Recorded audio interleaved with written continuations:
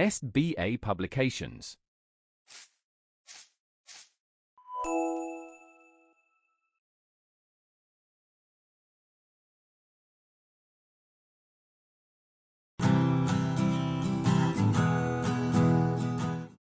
Hello everyone, this is your mentor Vedika, and the topic we are going to start today is nouns.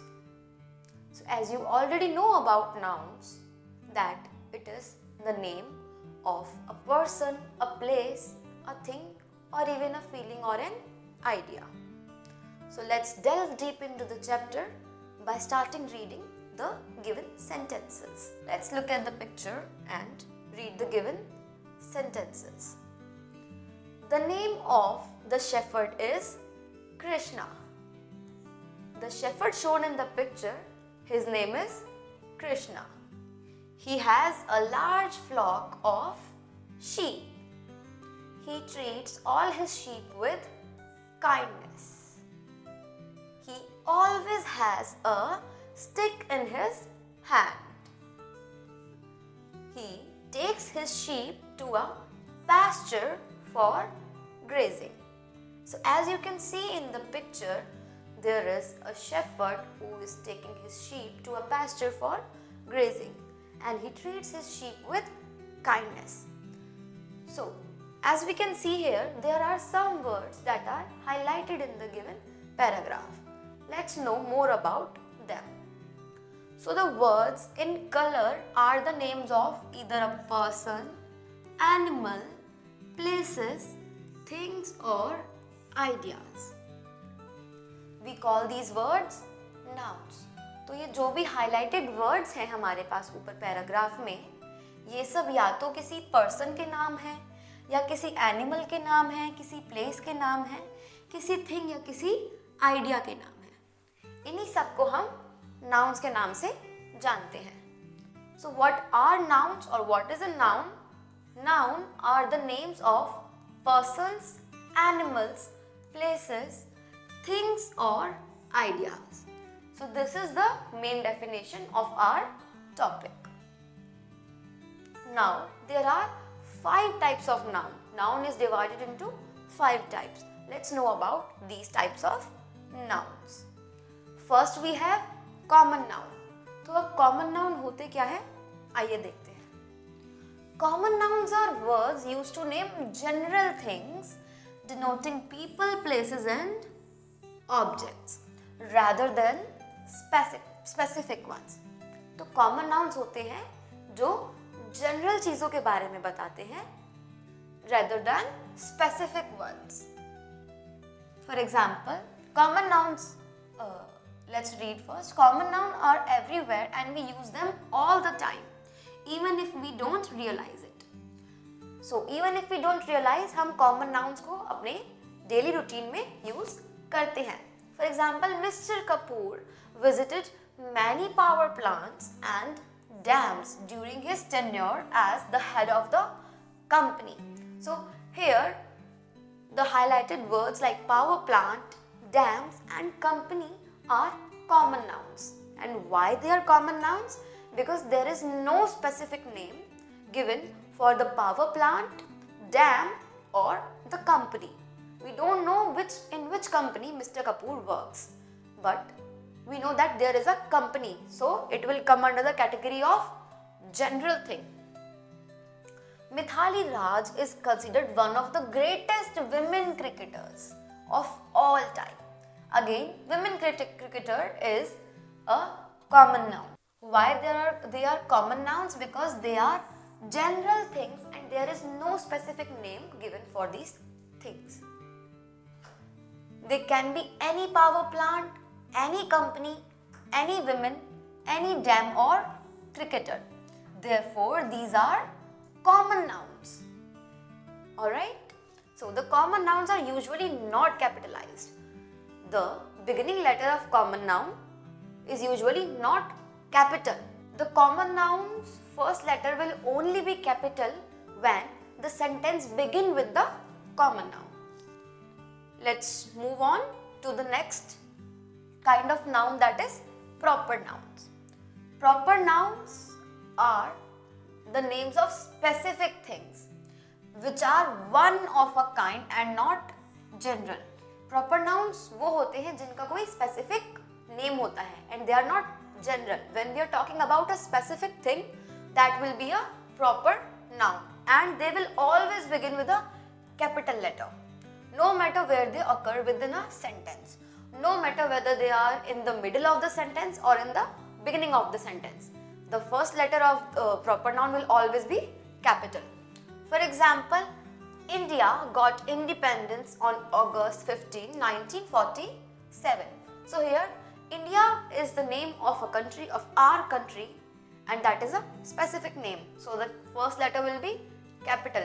Also, there is one more reason why the first letter will be capital is it is the first letter or first word of the sentence. And then here we have August, that is a month's name, which is why its first letter will be capital. No matter whether this word is in the middle of the sentence or in the beginning of the sentence, it will be capital only. Why? Because it is an example of proper noun. Next example we have is Kalidas is called the greatest dramatist of ancient times. Kalidas ancient times के एक महान dramatist हैं. So it is a name of a specific person. So that is why it will be begin with a capital letter. We wanted to try a new restaurant. So we went to Ice and Spice. Now this Ice and Spice is a specific name of a restaurant. That is why it is in the last of the sentence and still its first letter is capital. Now in the above sentences, India, August, Kalidas, Ice and Spice, they are the specific one of a kind nouns. So they are specific one of a kind nouns. Why? Because they have a specific name. So that's why they are called proper nouns. Now there is an exercise given which you have to do according to the explanation which has been given to you just now. Now that you have learned common nouns and proper nouns, you know how to distinguish between both of these. For example, proper noun is the special name of a person, place, animal or a thing, whereas a common noun is a general name. Now, let's move on to our next topic, that is collective noun. What are collective nouns? They are names for a collection or a number of people or things. एक collection का name, whether it is of a thing or a group of people or anything. When we are talking about something or someone collectively, the word we are using for it is called a collective noun. For example, everyone in the audience applauded loudly when Jaya appeared on stage. Now, Jaya we know is a proper noun, but audience, which is a group of people who were watching Jaya appear on the stage, will be an example of collective noun. Why? It is a group of the people. Next we waited anxiously for the jury to come to a verdict. Now jury is a group of judges who will arrive on the verdict. In the above sentences, audience and jury are used for a number of people. So they are used for a number of people or a group of people. So that is why they are called the collective nouns. Now again, there are some different words for different groups of animals or peoples or things that we use as collective nouns. For example, there is this exercise given which we have to do. First one I will do for you and next you have to do on your own. For example, pride is a group of lions. There are such other examples that you have to do, and the other exercises also you have to do on the basis of the explanation I just gave you. Let's move on to our next topic, that is abstract noun. So now, what is an abstract noun? Abstract nouns are words that name things that are not concrete, which we cannot see, which we cannot touch, which we cannot feel. The five senses of ours cannot feel these nouns. So they can be either a feeling, an idea, or even an event or a special day. In essence, an abstract noun is a quality. It can be a quality also, a concept, an idea, or maybe even an event. I hope you got it. Let's look at some examples. That is a very basic one. Honesty is the best policy. Now honesty, we cannot touch honesty, we cannot feel honesty, but it is a quality. So it will come under the category of abstract noun. Next is some children are afraid of darkness. Now again, darkness is not concrete, but it exists around us, right? So it is also a abstract noun. Abstract nouns are usually formed from adjectives. Now, you know the adjectives? They are formed from, abstract nouns are formed from adjectives. For example,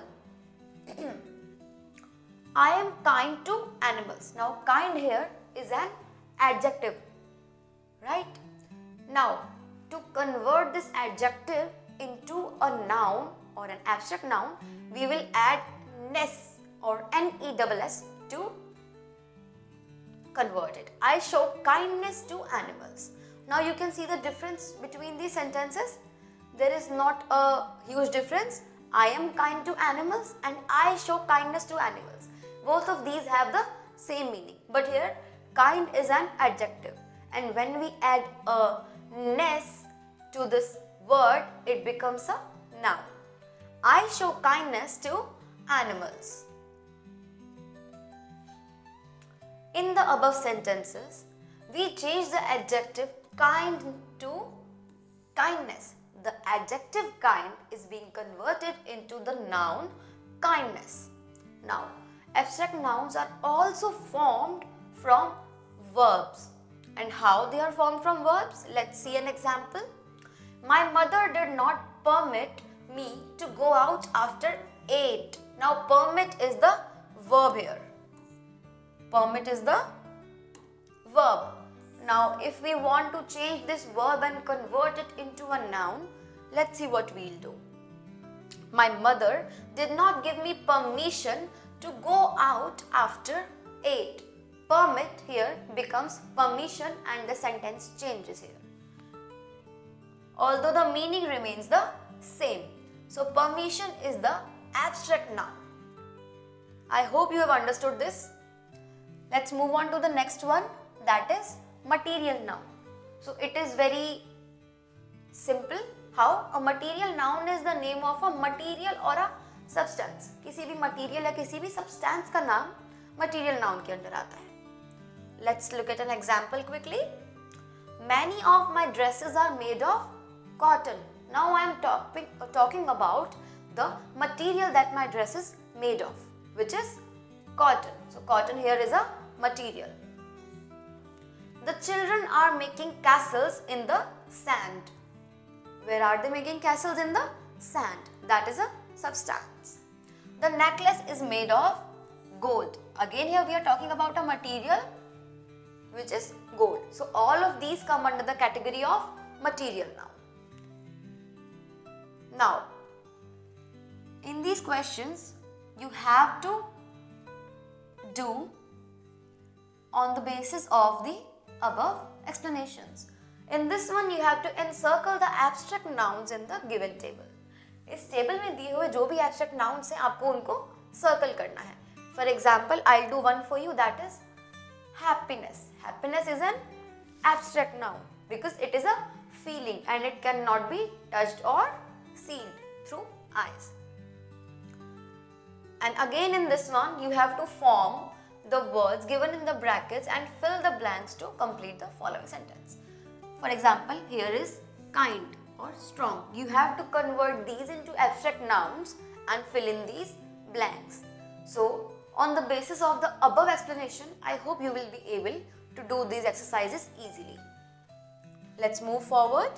Now we have our last topic, which is possessive nouns. Possessive nouns shows belonging or ownership. वो noun जो belonging या ownership दिखाते हैं उन्हें हम possessive nouns कहते हैं. And to show possessive noun, we use an apostrophe s with the nouns to convert them into possessive. For example, the man's hat was blown away by the wind. So, in this sentence, we have used apostrophe s with man, which shows that the hat belongs to the man. इस sentence में हमने man के साथ एक apostrophe s को use करा है, जो कि हमें ये दिखाता है कि जो hat है वो उस man की है, that belongs to the man. Now, adding apostrophe to nouns. Now, how do we add apostrophe to nouns? Let's learn about that. Singular nouns. We just add an apostrophe and an s with singular nouns to show belongings. For example, the girl's doll. So we have add an apostrophe and then s with girl to show that the doll belongs to the girl. Next one is my sister's cat. The cat belongs to my sister, which is why we have used an apostrophe than an s with car. Yeah. So these are the singular nouns with which we have used our apostrophe s. But with plural nouns, we will not add an s. When the plural noun ends with an s, जब एक plural noun s के साथ end होती है, तब हम उसमें apostrophe का use करते हैं, सिर्फ apostrophe का, उसके बाद हम s नहीं लगाते. For example, the girl's doll. Now, यहाँ पे एक गर्ल की बात नहीं हो रही है, काफी सारी गर्ल्स की बात हो रही है. That is why we have used the apostrophe after the s and not before the s. And same here, my sister's car. So not one sister but more than one sister who owns the car. So to plural nouns that don't end in s, we add apostrophe and then s. Now, you know that we have some plural nouns that do not end with an s. For example, children, right? Feet, and many more. The children's doll. Here, children is a plural word, but it doesn't end with an s. That is why we will add an apostrophe and an s with it. Same here, the women's shoes. The women's shoes. Women we know is a plural word and it also not ends with an s. That is why we will add an apostrophe with an s to show the possessive noun. I hope the concept is clear for you all and you will be able to do the given exercises on the basis of the same. I hope you enjoyed the video. Let's meet in the next video. Bye-bye.